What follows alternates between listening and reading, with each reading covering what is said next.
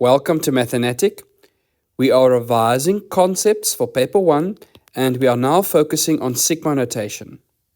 So in the previous few videos, we have had sigma notation where we have a constant difference between terms and a constant ratio between terms. But in this question, we want to work with a sum to infinity. So first, let us see what we have. We have our lower limit as 1, our upper limit as infinity, and then we have our terms. Now, in order for us to find the sum to infinity, because that is what sigma means, it means sum or sum to infinity, we need to establish whether or not this series or these terms are convergent. So remember, a sum to infinity means that the ratio needs to be between 1 and -1. So in order to establish convergence, I'll start with my lower limit of 1 and I'll replace that k value with 1. And that is what I'm doing in our first term. I'm replacing k with a 1 and that simplifies to 5 because we have 5 times 1/5 to the power of 0. So it's 5 times 1, which is 5. In the second term, we replace the k with 2 because that is the next value after 1. So we have 5 times 1/5 to the power of 1. So 2 minus 1 is 1. And 5 times 1/5 simplifies to 1. And in the next term, we replace k with a 3.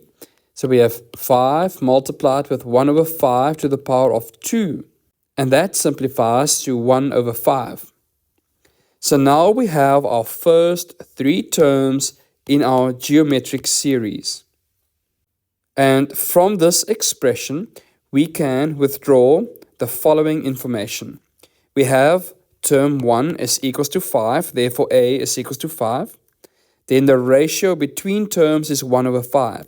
So what we do to find the ratio is we say term 2 divided by term 1.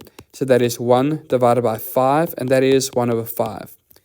If you want to establish whether or not the ratio is consistent, you can say term 3 divided by term 2. So that is 1/5 divided by 1. And that's also 1/5.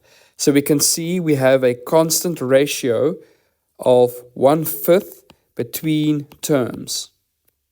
And what I want you to notice is that this ratio is between -1 and 1. So that means that the series converges and therefore we can find the sum to infinity. So you can use the formula for sum to infinity from your formula sheet. We substitute a with 5 and r with 1/5. And when you put this into your calculator, you have 25/4. That means the sum to infinity in this expression is equals to 25/4.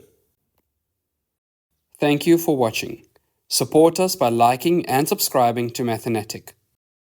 Check out our Digistore for math study notes, with free downloads for statistics and financial math.